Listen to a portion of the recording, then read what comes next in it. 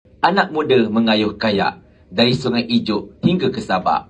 Kalau pemimpin pun sudah koyak, pengikut-pengikutnya apatah lagi, confirm rabak. Kita intro dulu.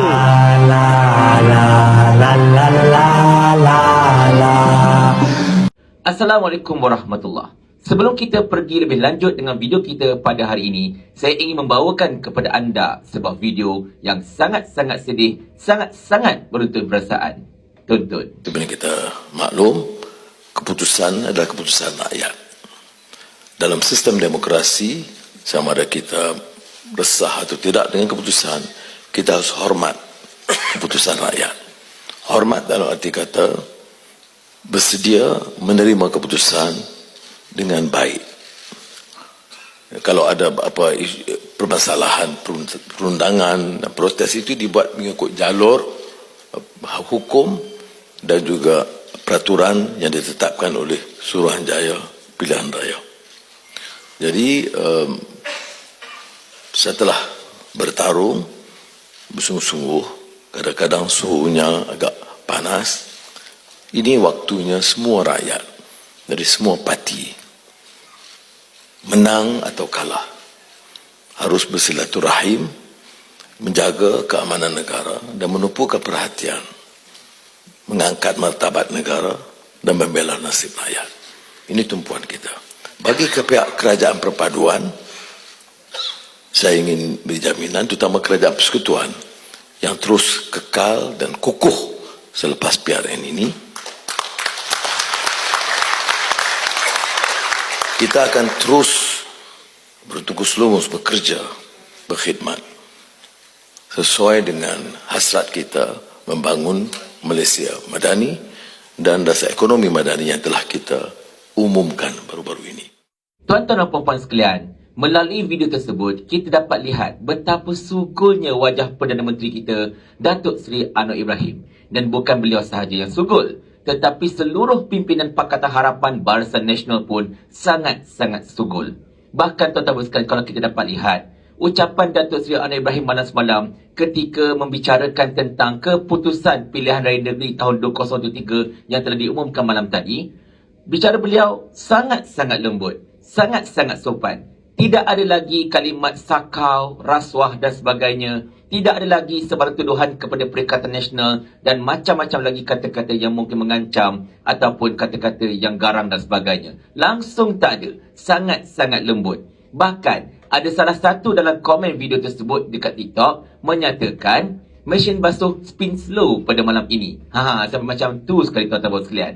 Tak apalah, baguslah macam tu. Kita perlukan seorang Perdana Menteri yang tenang. Seorang Perdana Menteri yang tahu tentang bagaimana untuk mengawal emosinya. Bukan Perdana Menteri yang asyik hendak menyalahkan orang lain. That is a very good start. Tetapi tuan-tuan dan puan sekalian, kalau kita perhatikan gambar ini, iaitu gambar seluruh pimpinan Pakatan Harapan Barisan Nasional di atas stage ini, tidak kelihatan pula wajah Saifuddin Nasution dan juga Rafizi Ramli di atas pentas tersebut. Kemanakah mereka berdua pergi? Sedangkan mereka berdua ini merupakan arkitek utama ketika pilihan raya negeri yang baru berlalu itu. Bukankah mereka berdua yang cukup sakan menyerang Sanusi? Tetapi tak apalah. Saya husnuzoni. Mungkin mereka berdua pergi ke tandas pada ketika gambar itu diambil. Kita anggap macam tu je lah, ya. Tetapi tuan-tuan sekalian, bukan kesugulan para pimpinan Pakatan Harapan Barisan Nasional ini yang ingin saya bincangkan dalam video pada kali ini. Sebaliknya, saya ingin membincangkan tentang kekoyakan para pengikut ataupun anak-anak papa ini, tuan-tuan sekalian. Di mana kalau anda perhatikan, antara yang pertama koyak selepas keputusan PRN itu diumumkan ialah seorang influencer Pakatan Harapan yang begitu menjadi rujukan kepada anak-anak papa, iaitu Iswardi Murni. Bayangkan tuan-tuan sekalian, dia kata apa tahu? Dia kata lepas ini kerajaan persekutuan tak payah lagi nak bantu Kelantan, tak payah bantu Kedah, Terengganu. Mereka ini bukan negeri miskin, tak perlukan bantuan. Baik bagi bantuan kepada Selangor, Negeri Sembilan, Pulau Pinang. Dia menganjing tuan-tuan sekalian. Siap dia kata walaupun koyak. Tapi berdasarkan kepada ayat beliau itu, saya tertanya-tanya juga, siapa yang koyak sebenarnya ni? Dan menyebut tentang koyak lagi ini tuan-tuan sekalian, anda dapat lihat ciapan-ciapan pada penyokong Pakatan Harapan Barisan Nasional yang saya paparkan ini. Dia orang punya koyak, ya Allah, ya Tuhanku. Macam tak boleh nak terima hakikat betapa rakyat Malaysia ini bebas untuk memilih. Mereka ini, tuan-tuan sekalian, rakyat Malaysia ini, tak kiralah duduk mana pun, mereka ini ada kebijaksanaan. Allah telah kurniakan akal kepada mereka untuk mereka memilih yang terbaik untuk mereka. Jadi siapa sahaja yang mereka pilih, suka hati mereka lah. Kita hormat sahaja, tak ada masalah. Jangan bila orang lain pilih pihak yang kita tak suka, kita kutuk dia macam-macam dan sebagainya. Dan pesanan ini umum. Saya bagi pada semua, termasuklah penyokong Perikatan Nasional. Macam dekat Selangor ini, Perikatan Nasional gagal untuk memenangi kerajaan negeri. Kita tumbang 22-34 dengan Pakatan Harapan Barisan Nasional. Tak ada masalah bagi saya. Sekurang-kurangnya kita telah berusaha, cuma Allah belum izinkan untuk Pakatan Harapan ini tumbang dekat Selangor. Jadi kepada Perikatan Nasional, para adu yang menang, jalankan tanggungjawab dengan betul-betul supaya pada PRU 16 nanti kita dapat mengambil alih negeri Selangor ini, betul tak? Jadi kita tak payah nak kutuk orang itu, kutuk orang ini sebagainya. Kalah menang adat bertanding. Akan ada orang sokong pihak yang kita sokong, akan ada orang yang tak sokong pihak yang kita sokong. Itu lumrah, tak boleh nak buat apa. Rambut sama hitam, hati lain-lain. Tetapi kadang-kadang kita terfikir juga, kenapa para penyokong Pakatan Harapan Barisan Nasional ini benar-benar koyak sampai tak macam tu? Bayangkan tuan-tuan, anak-anak papa yang influencer-influencer dekat TikTok tu, semua end live awal. Semua tak nak stay sampai tengah malam. Bengang agaknya tuan-tuan sekalian. Sedih saya tengok mereka masalahnya. Tapi bila kita tengok balik, rupa-rupanya mereka ini koyak kerana pimpinan mereka juga mudah koyak. Sebagai contohnya, Menteri Besar Selangor yang berkemungkinan besar menjadi mantan Menteri Besar Selangor, iaitu Amiruddin Syari, telah menyatakan bahawa Pakatan Harapan Selangor akan memfailkan petition berkenaan dengan 4 kerusi DUN yang masing-masing mempunyai bilangan majoriti yang sedikit. Seperti di Gombak Setia, Hilman Idham hanya menang dengan 58 majoriti saja.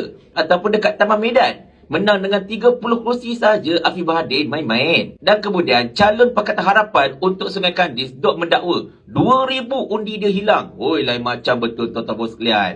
Tetapi inilah yang pelik tuan-tuan. Kalaulah pembangkang dok nak file petition sebab tak puas hati, sebab mereka fikir kerajaan main ngelat dengan SPR, itu biasa. Memang biasa berlaku. Tetapi bila kerajaan pusat sendiri, parti kerajaan pusat yang dok nak file petition disebabkan oleh konon-kononnya berlaku mengelat, itu pelik tuan-tuan sekalian.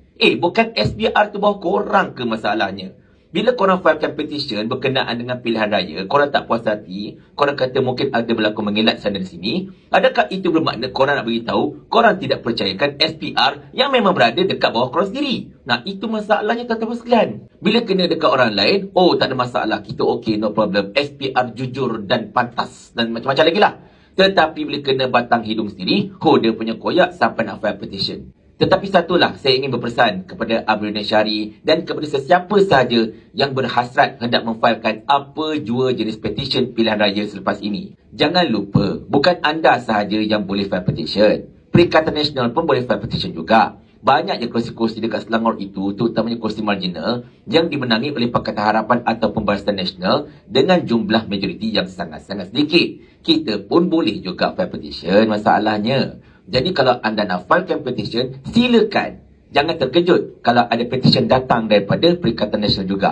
Dan kita ambillah pengajaran daripada Kuala Terengganu. Konon-kononnya nak filekan petition membatalkan kemenangan Datuk Haji Ahmad Hamzat Hashim. Dia kata, tak boleh, kita batalkan kemenangan Hamzat, kita akan buat PRK balik semula. Hambik kau. Bila buat PRK, majoriti Haji Hamzat lagi banyak berbanding majoriti yang beliau terima ketika PRU yang ke-15 hari itu. Jangan main-main tuan-tuan. Kalau anda nak merasakan perkara yang sama, silakan. By all means, buatlah petition tersebut. Kita menanti.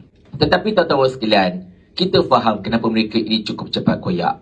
Sebab kerajaan ini adalah kerajaan mereka. Mereka tak boleh menerima hakikat betapa rakyat tidak bersama-sama dengan mereka. Sebab mereka merasakan bahawa oleh kerana kerajaan ini adalah kerajaan mereka, mereka boleh buat apa sahaja yang mereka suka. Sebab Sani Hamzan pun dok kata macam ni dah. Kerajaan ni kerajaan kami. Jadi ikut suka kami lah. Paling kurang aku ada formula. Ni kau ada menteri berlambak-lambak ni, satu formula pun tak ada. Otak letak dekat mana? Sampai Abang Jamil mampus.